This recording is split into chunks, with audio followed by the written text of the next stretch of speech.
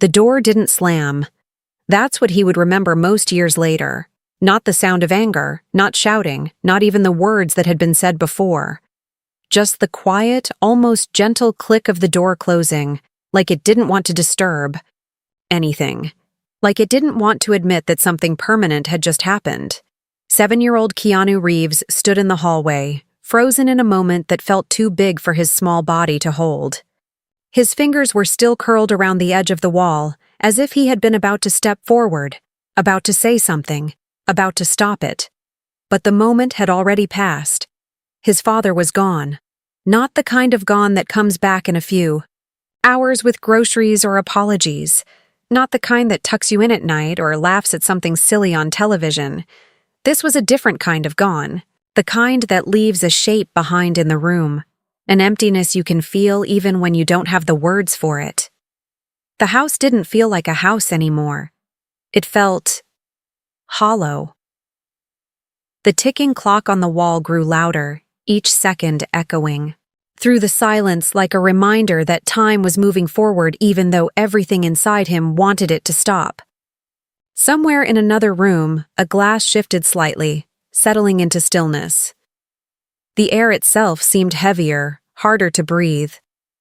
He didn't cry, not right away. Instead, there was confusion. A quiet storm of questions his 7-year-old mind couldn't organize. Did I do something wrong? Is he coming back? Why didn't he say goodbye? His chest tightened, but no tears came. Just a strange, empty pressure, like something had cracked open inside him and he didn't yet know how to feel what was spilling out. From across the room she was watching. His grandmother. She didn't rush to him. Didn't fill the silence with words that would try to fix something unfixable. She had lived long enough to recognize this kind of moment. Not just the pain of it, but the danger hidden inside it. Not the kind you could see on the surface, but the kind that quietly reshapes a person from the inside out. She saw it in his eyes, not just sadness. A question forming, a story beginning to write itself. In the mind of a child, maybe I'm not worth staying for. That was the crack. And she knew, if left alone, that crack could grow into something that would follow him for the rest of his life. So she moved, slowly, gently, as if approaching something fragile. She walked over and placed her hand lightly on his shoulder. Warm, steady, real. "Come here, Keanu," she said softly. Her voice didn't try to hide the truth. It didn't pretend everything was okay. It simply offered presence. He let himself be guided, his small hand slipping into hers without resistance. She led him into the living room, where the light filtered, in through thin curtains, casting a soft glow over everything. In the corner sat an old velvet couch, worn at the edges, carrying the quiet weight of years and memories. She sat down first, then gently helped him up beside her. His legs dangled, too short to touch the floor, swinging slightly in the stillness. He stared ahead, not quite looking at anything, still caught somewhere between confusion and the beginning of something deeper. For a moment, neither of them spoke. Then she folded her hands together, her fingers moving slowly, deliberately, as if remembering something sacred. "When I was your age," she began, her voice barely above a whisper, "something like this happened to me."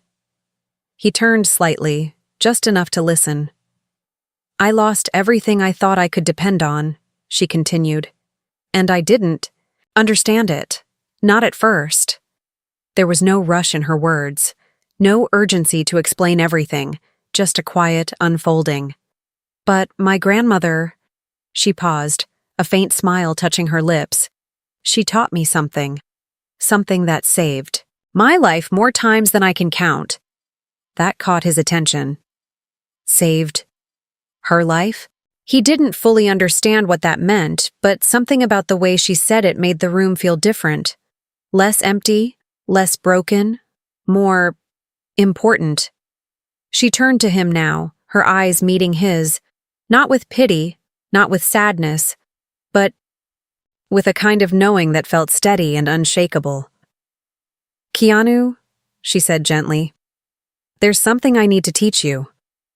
The words settled into the space between them, quiet but powerful. He didn't nod, didn't speak, but something inside him shifted. The chaos that had been swirling in his chest, the confusion, the fear, the unspoken questions, began to soften, just slightly. Not because the pain was gone, but because something new had entered the room. Curiosity. A small, flickering light in the middle of all that darkness. His grandmother leaned closer, her voice lowering, as if what she was about to say wasn't just meant to be heard, but remembered.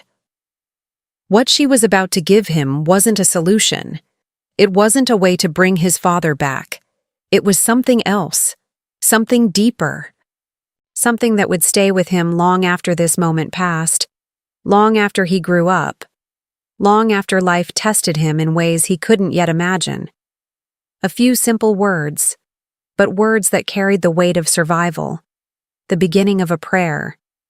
And though he didn't know it yet, those words would become the thread that held him together on the days when everything else tried to pull him apart. He didn't realize it at the time, but the world had gone very quiet for him. Not the kind of quiet you hear in a peaceful room, but the kind that wraps around your thoughts and slows everything down. The ticking clock faded. The distant sounds outside the window blurred into nothing. Even the ache in his chest seemed to pause, as if it too was waiting for what she was about to say. His grandmother studied his face for a moment longer, as if making sure he was truly there with her, not lost somewhere in the confusion his father had left behind. Then she reached over and gently placed her hand over his small one. Her skin was warm, steady, grounded in a way that made everything else feel less like it was slipping away. "What I'm going to tell you," she said softly, "won't make today hurt less." There was honesty in her voice. Not cruel, not harsh, just real. And somehow, that made it easier to listen. "But it will help you carry it. Carry it." The words were simple, but they landed differently. As if pain wasn't something to escape, but something to learn how to hold. He frowned slightly, his young mind trying to understand. How do you carry something you can't even see? She seemed to sense the question before he could ask it. "Life," she continued, "is going to take things from you. People, moments, things you wish you could keep forever." Her thumb brushed lightly over his hand, a small, comforting motion. "And if you try to fight that, if you spend your life asking why or wishing it was different," she shook her head gently, "you'll feel lost. All the time." He swallowed quietly, because that's exactly how he felt right now. Lost. She leaned back slightly, her eyes drifting for just a second, as if she was looking into her own past, remembering something she had once struggled to understand too. "I didn't know what to do when it happened to me," she admitted. "I felt angry, confused, like the world didn't make sense anymore." Her gaze returned to him, softer now. "But then my grandmother sat me down, just like this, and she gave me something. There it was again. Something. Not advice, not comfort. Something more." Keanu's fingers tightened slightly under hers. That small spark of curiosity inside him grew a little stronger, pushing gently against the weight of everything he was feeling.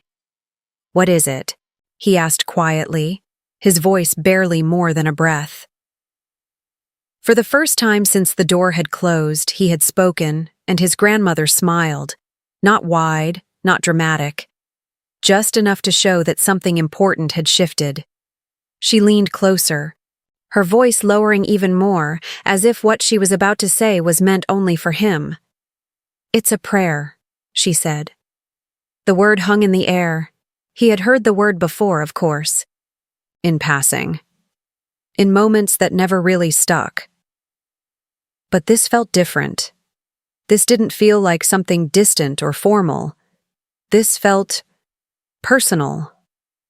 But not the kind people usually think of, she added gently.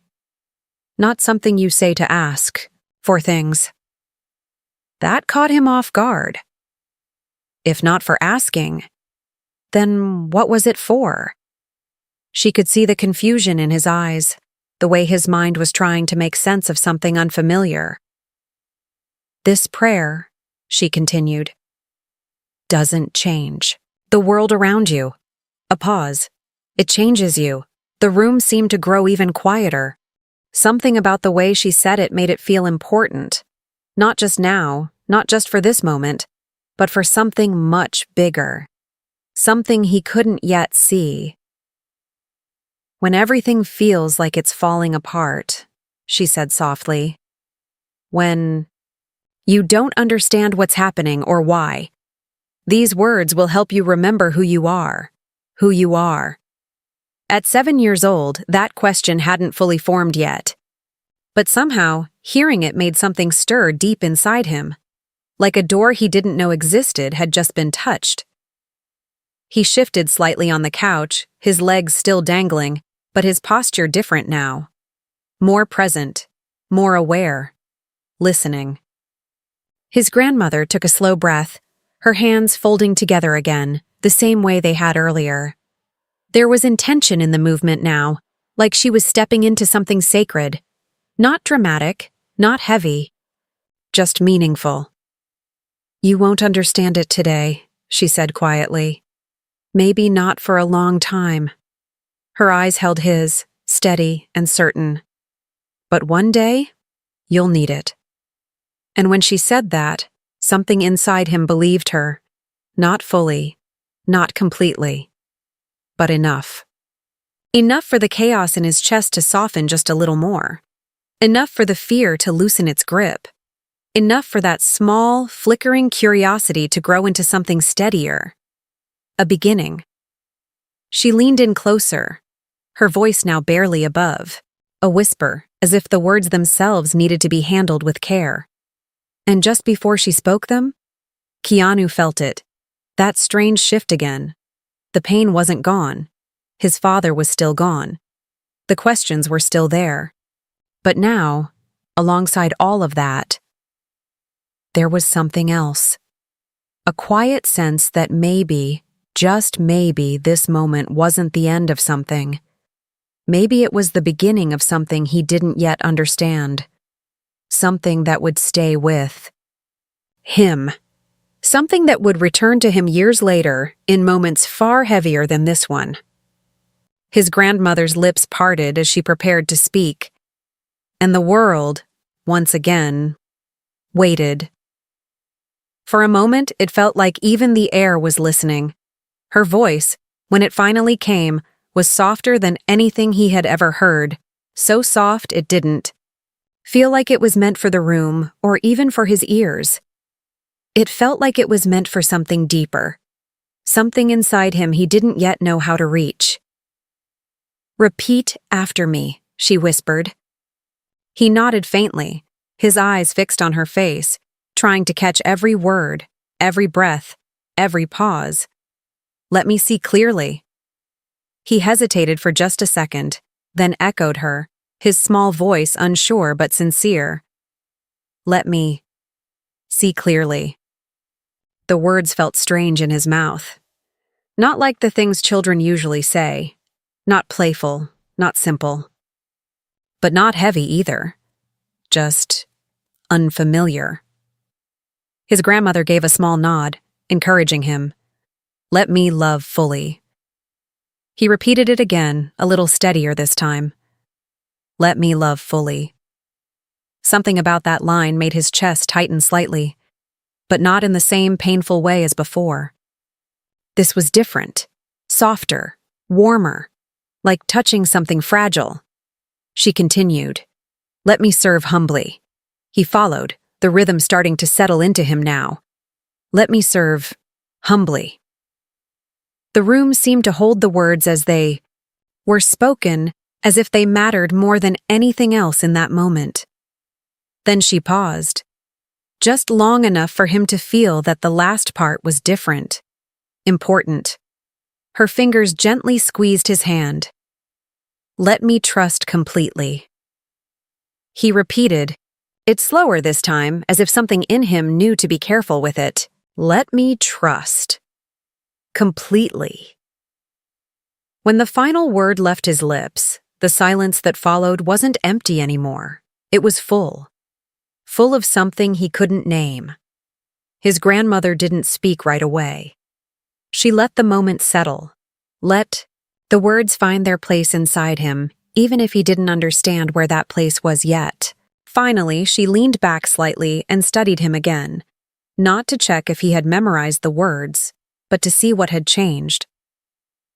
"Do you know what that means?" she asked gently. He shook his head. Not embarrassed, not ashamed, just honest. And she smiled. "That's okay," she said softly. "You're not supposed to understand it yet." Her hand moved from his to his shoulder, resting there with quiet reassurance. "These words aren't magic," she continued. "They won't stop bad things from happening. They won't bring people back. They won't make life fair." Each sentence was simple, clear, real. "But they will help you when nothing else makes sense." He listened closely now, the confusion still there, but no longer overwhelming. It had softened into something quieter, something more open. "They'll remind you to see what's real, not just what hurts," she said. "They'll remind you to keep your heart open, even when it wants to close." Her voice slowed, each word landing gently. "They'll remind you that you matter. Not because someone stays, but because you're here." That one stayed. Even if he didn't fully understand it, something about it felt important enough to hold on to. "And when you feel lost," she added, "when the world feels too big or too heavy, these words will bring you back to yourself. Back to yourself." He looked down at his hands, still small, still unsure, still holding on to pieces of a moment he didn't know how to process. But he repeated the prayer again, in his head quietly this time. "Let me see clearly. Let me love fully. Let me serve humbly. Let me trust completely." It didn't fix anything. His father was still gone. The house was still quiet. The questions were still there, lingering in the corners of his mind. But something had shifted. The pain no longer felt like it was swallowing him whole. It felt held. As if those words had created a small space inside him where everything didn't have to make sense right away. His grandmother watched him carefully, noticing the subtle change, the way his shoulders had relaxed just slightly, the way his breathing had steadied. She knew that look. She had seen it in herself once.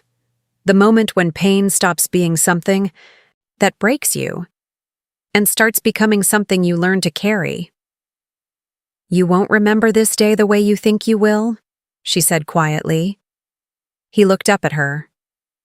"You'll remember the feeling," she continued. "And you'll remember these words." Her eyes softened, filled with a kind of quiet certainty that only comes from living through things you once thought you couldn't survive. "And one day," she added, "you'll understand why I gave them to you today." He didn't ask when. He didn't ask how. For the first time since the door had closed, he didn't feel the need to ask anything at all, because somehow, even without understanding, he felt like he had been given something important. Something that would stay, something that would come back to him years later, in moments far bigger than this one. Moments where the stakes would be higher, where the pain would be deeper, where the choice between breaking and becoming would depend on something he couldn't yet see. He slid a little closer to his grandmother on the couch, resting gently against her side. And for the first time that day, he felt safe.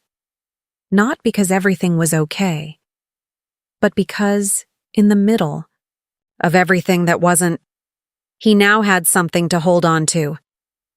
He didn't realize it then, but something had been set in motion, not loud, not dramatic, nothing that would make anyone else in the world stop and take notice. Just a quiet imprint, like fingerprints pressed into soft clay, left by a moment that would follow him long after the details faded. Days passed. Then weeks.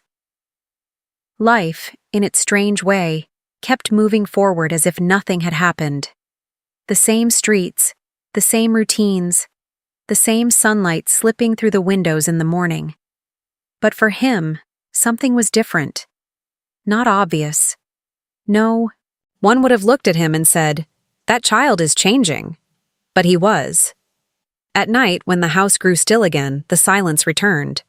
Not as sharp as that first day, but still there, lingering in the corners. Sometimes he would lie in bed staring at the ceiling, replaying the moment over and over again. The door, the quiet, the feeling of something being taken without explanation. And every now and then, without fully deciding to, the words would come back, soft, almost like a memory he hadn't chosen to remember. "Let me see clearly." He would whisper it into the darkness, unsure of why it mattered. "Let me love fully." His voice barely audible, as if he didn't want to disturb whatever was listening. "Let me serve humbly." The words felt too big for him, like wearing clothes he hadn't grown into yet. "Let me trust completely." That one always made him pause. Trust what? Trust who? He didn't know, but he said it anyway. Because somewhere, beneath the confusion, beneath the quiet ache that still hadn't fully turned into tears, there was a small part of him that believed those words meant something, even if he couldn't explain what. His grandmother never forced it. She never asked, "Did you say the prayer today?" or corrected him when he stumbled over the words. She understood something deeper, that what she had given him wasn't meant to be practiced like a routine. It was meant to be discovered. So instead, she watched. She watched the way he moved through the world now, more thoughtful, more observant. She noticed how he would pause before reacting, how his eyes seemed to search for something beyond what was right in front of him. She saw the questions forming, not just about his father, but about everything. Why do people leave? Why does it hurt this much? Why does it feel like something inside me changed? These weren't questions he asked, out loud, but they lived in him. And slowly, without him realizing it, the prayer began to shape how he carried those questions. One afternoon, weeks later, he sat alone outside, watching the wind move through the trees. Leaves shifted and danced in patterns he couldn't predict. There was no order to it, no clear reason why one branch moved and another stayed still. He frowned slightly, trying to make sense of it. And then, quietly, the words came back again. "Let me see clearly." He tilted his head, studying the movement again, but this time, he wasn't trying to control it or understand it completely. He was just watching, just seeing. Something about that felt different. The frustration he usually felt when things didn't make sense eased, not gone, just softer. A few days later, he saw another kid at school sitting alone, shoulders hunched, eyes fixed on the ground. There was something familiar in that posture, something he recognized without needing it explained. For a moment, he hesitated. Then, without thinking too much about it, he walked over and sat beside him. No big words, no perfect sentence, just presence. And later that night, lying in bed, the next line came back to him. "Let me love fully." He didn't connect the two moments consciously, but something inside him did. The prayer wasn't just something he said anymore. It was starting to become something he lived, quietly, imperfectly, without even realizing it. His grandmother noticed. Of course she did. One evening, As the sun dipped low and painted the room in soft gold, she found him sitting by the window, lost in thought. "You've been thinking a lot lately," she said gently. He looked up, a little surprised. "Is that bad?" he asked. She smiled. "No," she said softly. "That means you're learning to see." He didn't fully understand what she meant, but he felt something warm settle in his chest again, that same feeling from the couch. Not overwhelming, not confusing, just steady. Years would pass before he truly understood what had begun that day. Years before, life would test him in ways that would make that quiet moment on the velvet couch feel like the beginning of something much bigger. Because the truth was, that prayer wasn't meant for that day. It was meant for the days that hadn't come yet. The days when he would stand at the edge of giving up. The days when loss would return, heavier than before. The days when the world would try to tell him who he was supposed to be. And on those days, those simple words would find their way back to him, not as something he had to remember, but as something that had already become part of him, waiting for the moment he would need them most. Years didn't pass all at once. They stretched, slowly, unevenly, like a road that never quite ran straight. And somewhere along that road, the quiet boy who once sat on a velvet couch began to grow into someone searching for something he couldn't yet name. By the time Keanu Reeves reached his late teens, the world felt bigger, but not clearer. If anything, it felt more confusing. He moved through different cities, different schools, different versions of himself. Nothing stayed still long enough to feel permanent. Faces changed, places changed, expectations changed. And somewhere inside all that movement, a question followed him like a shadow. Where do I belong? He didn't always say it out loud. Most days it showed up as restlessness. A quiet dissatisfaction. A sense that he was always just slightly out of place, like he was standing half a step outside of his own life, watching it instead of fully living it. Acting came into his life almost by accident. At first, it didn't feel like a calling. It felt like escape. A way to step into someone else's story when his own felt too uncertain. On stage or in front of a camera, something shifted. The noise in his head quieted. The constant question of, who am I? Faded, replaced by something simpler. Just be this person, just for a moment. And strangely, that felt easier. But the moment always ended, and when it did, the questions came back. Stronger, more persistent. By his early 20s, he had made his way to Hollywood, carrying nothing but a dream that felt too big for his circumstances and too fragile to say out loud too often. The reality hit quickly. Auditions that led nowhere, polite smiles followed by silence, promises that dissolved into rejection, days blurred into nights, and nights into uncertainty. Sometimes he slept on couches, sometimes he didn't sleep much at all. Money came and went like it didn't belong to him, and every no felt heavier than the last, not because of the rejection itself, but because of what it started to whisper inside him. Maybe you're not good enough. Maybe this isn't for you. Maybe you've been pretending this whole time. He kept a quiet count of the rejections, not on purpose at first, but after a while, it became a habit. A number that followed him, growing larger with each passing week. 17. 17 times in 1 month. 17 doors that didn't open. One night, after another long day that led nowhere, he found himself sitting alone in a small, dimly lit room. The kind of place that didn't feel like home, just somewhere temporary, like everything else in his life at that point. He leaned back, staring at the ceiling, exhaustion settling into his bones. "What am I doing?" he whispered to himself. That dear. Question didn't expect an answer. It just hung there. Heavy, familiar. And for a moment, he felt it again. That same feeling from years ago. Not exactly the same, but close enough to recognize. That quiet emptiness. That sense of something missing.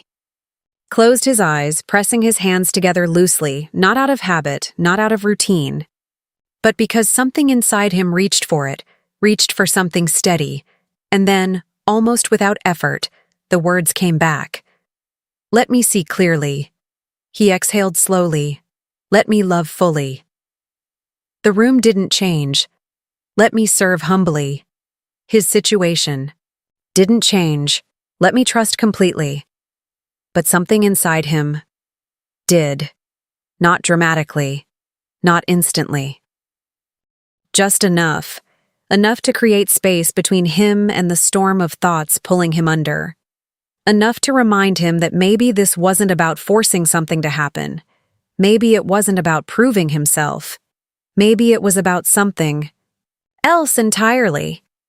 He opened his eyes again, the ceiling still the same, the uncertainty still there, but his breathing steadier now, his chest no longer as tight. The next morning, nothing magical happened. No sudden opportunity. No phone call. That changed everything. Just another audition. Another chance to walk into a room and be judged. But something felt different. Subtle. Quiet. Instead of rehearsing what they might want, he stopped. Instead of trying to shape himself into something acceptable, he paused. And as he stood outside that audition room, waiting for his name to be called, the words came back one more time. But this time, they felt clearer. Not louder, just understood a little differently. Not, give me this, not, make this work, but let me be who I'm meant to be. He didn't even realize he had changed the meaning slightly, but it was enough. When his name was called, he stepped inside, not as the version of himself he thought they were looking for, but simply as himself, unpolished, uncertain, real, and for the first time in a long time, he wasn't afraid of that. The room wasn't impressive, no dramatic lighting, no sense of occasion, just a table, a few chairs, and people who had already seen dozens of faces before his. People who were tired, distracted, and looking for something they probably couldn't even explain themselves. He stepped in anyway, not with confidence, not with certainty, but without the usual weight of pretending for a moment. No one said anything. One of them glanced up briefly, then back down at a paper. Another leaned back in their chair, arms crossed, studying him with a kind of quiet detachment. He could feel it, the familiar pressure creeping in. This is where you prove yourself. This is where you become what they want. That old instinct. That old fear. But then, something interrupted it, not loudly, not forcefully, just a quiet shift in his awareness. The words, not spoken out loud this time, just there. Let me see clearly. He looked at the people in front of him again, but differently. Not as judges, not as gatekeepers of his future, just people, tired, human. Looking for something real in a room full of performances. Let me love fully. The fear in his chest loosened just enough for something else to take its place. Not confidence exactly, but openness. A willingness to be seen, even if it meant being rejected again. Let me serve humbly. The audition stopped being about him for a moment. It wasn't about proving his worth. It wasn't about getting the role. It was about giving something honest to the room, something true, even if it wasn't perfect. And then, let me trust completely. That was the hardest one. Because trust meant letting go. Letting go of the outcome. Letting go of control. Letting go of the need for this moment to define everything. He took a breath, and began. There was no dramatic transformation, no sudden shift into someone else, no perfect performance that demanded attention. It was simple, grounded, real. He stumbled slightly, over one line, then kept going. His voice wavered for just a second, then steadied. He didn't hide the imperfections. He didn't cover them up. He let them exist, because for the first time, he wasn't trying to be flawless. He was just being honest, and something about that changed the room, subtle but noticeable. The person who had been looking down at the paper looked up again, this time for longer.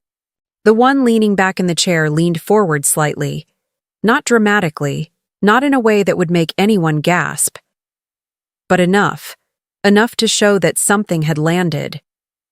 When he finished, the silence that followed felt different from all the other silences he had experienced in rooms like this. It wasn't empty. It was considering. One of them exchanged a glance with another. A small nod passed between them.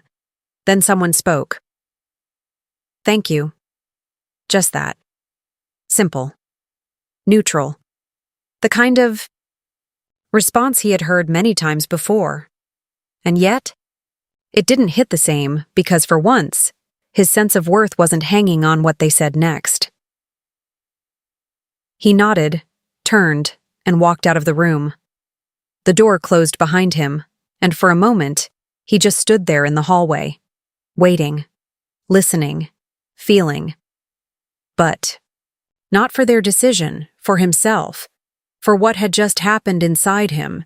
And what he felt wasn't disappointment. It wasn't relief either. It was something quieter, something steadier.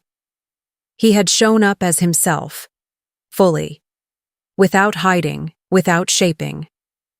Himself into something else, and regardless of what happened next, that mattered.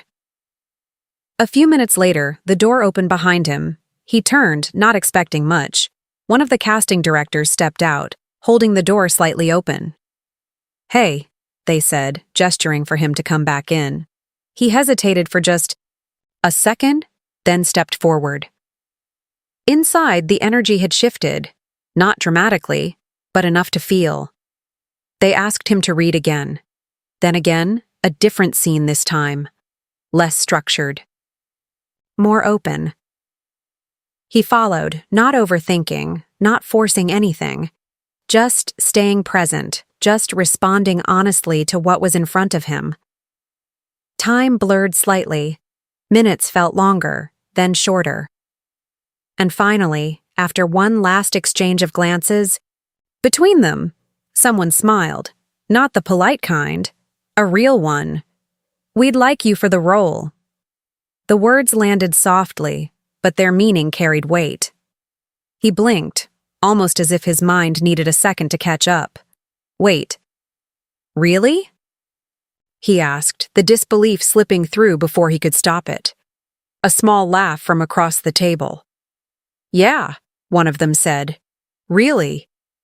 For a moment, everything inside him went still, not in shock, not in excitement, but in recognition, because, deep down, he knew.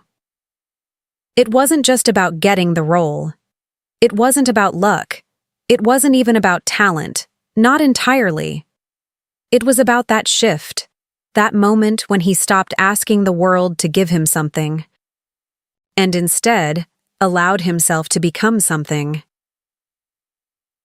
He stepped out of the building a few minutes later, the sunlight hitting his face as if the world hadn't changed at all.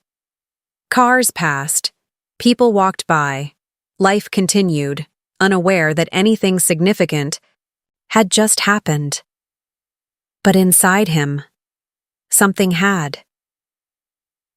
The prayer hadn't given him what he wanted. It had done something far more important. It had shown him who he was, when he stopped trying to be someone else. And for the first time in a long time, that felt like enough. The success didn't arrive the way people imagine it does. There was no sudden explosion of meaning. No moment where everything inside him finally felt complete. No dramatic silence where all the questions disappeared and life suddenly made sense. It came gradually, scene by scene, film by film, name by name. And before he even had time to understand what was happening, Keanu Reeves was no longer just another struggling actor trying to find his place. He had become something else in the eyes of the world. Familiar, recognizable. A face people associated with stories, characters, and moments they would later call iconic. But inside him, something unexpected began to happen. The noise got louder, not outside, inside. More recognition, more expectations, more pressure to remain something consistent, something shaped, something others could easily understand. And somewhere in the middle of all that attention, he started to feel it again. That same quiet emptiness. Not the emptiness of failure this time, but the emptiness of arrival without fulfillment. He would sit in hotel rooms that looked perfect from the outside, clean, expensive, quiet, and feel strangely distant from everything he had worked for. Conversations happened around him, but not always with him. Laughter was there, but it didn't always reach him. And in those moments, the old question returned in a different form. Is this it? He didn't panic when it came back. That was the strange part. Because now, he recognized it. Not as something new, but as something familiar. Something he had carried since he was a child on that velvet couch. The same silence, the same searching, the same need for something deeper than achievement. One night, in a city far from home, he found himself sitting alone after an event he barely remembered attending. Bright lights earlier in the evening, cameras, conversations that felt rehearsed, smiles that came and went like passing scenes. Now, quiet. He sat by a window, looking down at streets that never seemed to sleep. And for a moment, he didn't think about his career. He didn't think about the next project. He didn't think about anything he had achieved. He thought about a question, a simple one, the same one a child had once asked him in a different life. Are you happy? The question didn't feel like judgment anymore. It felt like reflection. He leaned back slightly, exhaling slowly, and closed his eyes. And there it was again. Not spoken, not forced, just remembered. Let me see clearly. He opened his eyes.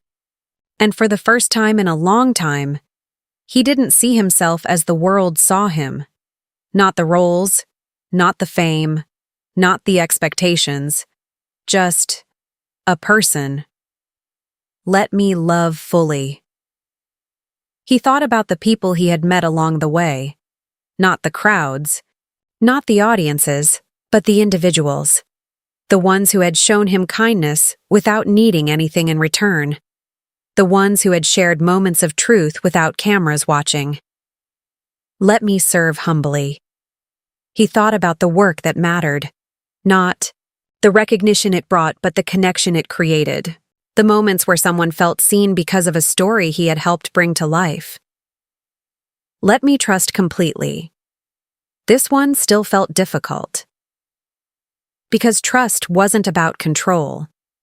It was about surrendering the illusion that he could ever fully understand the shape of his own life while he was still living it.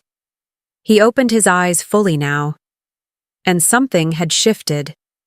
Not in the world outside, but in the way he was sitting inside it.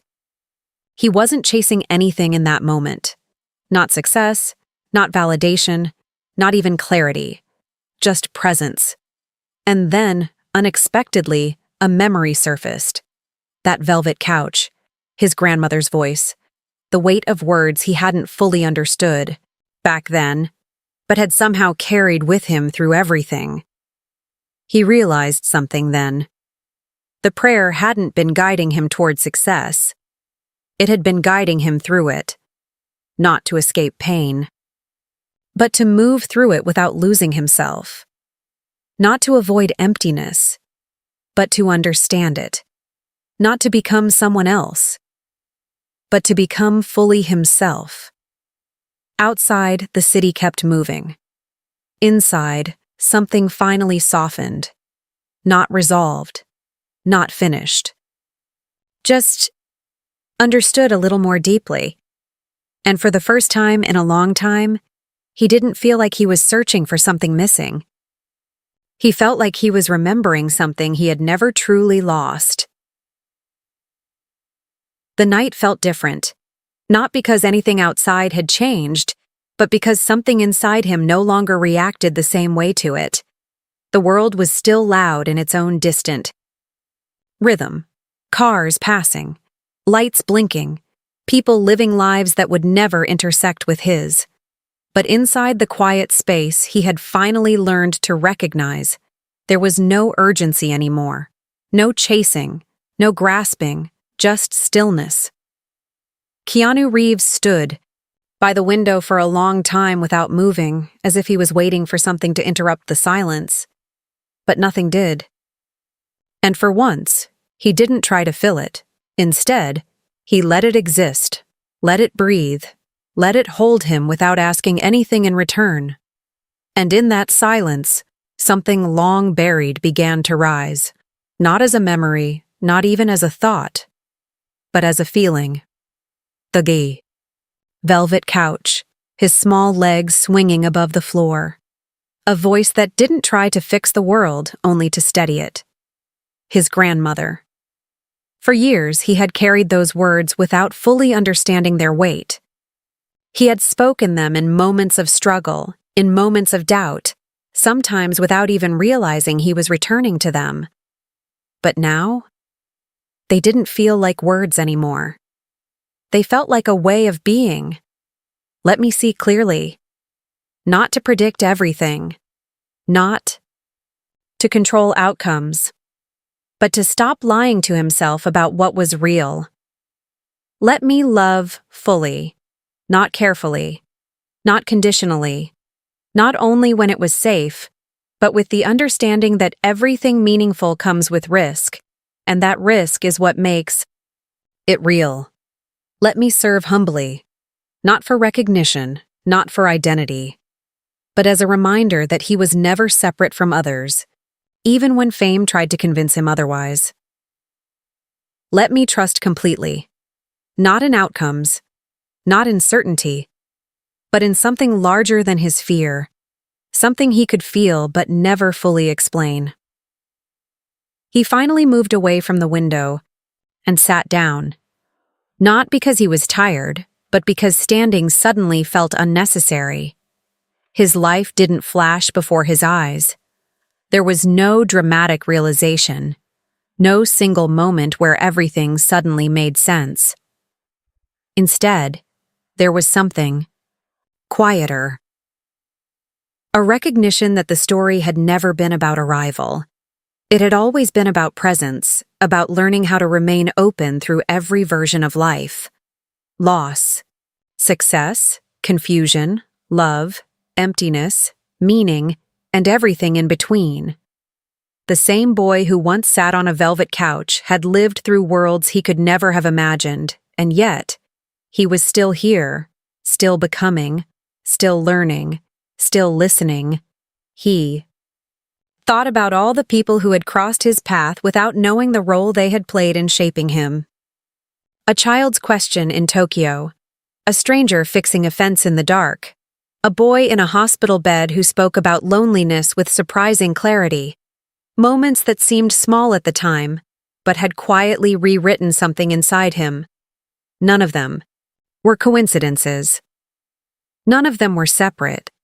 They were threads, and together they formed something he could finally see as whole.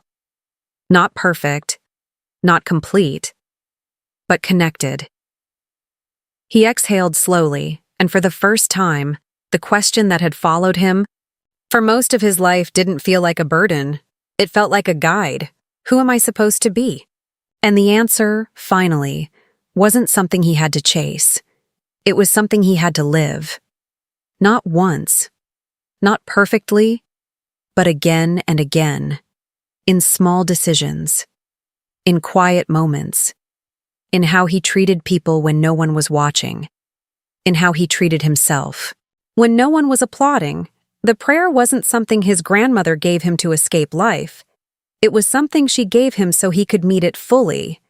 And now, standing in the calm aftermath of a life lived in motion, he understood the final truth it had been pointing to all along. There was never a version of him waiting somewhere ahead. There was only the version of him choosing to be present here. Now, again, and again, the city outside kept moving, but inside, everything had already arrived.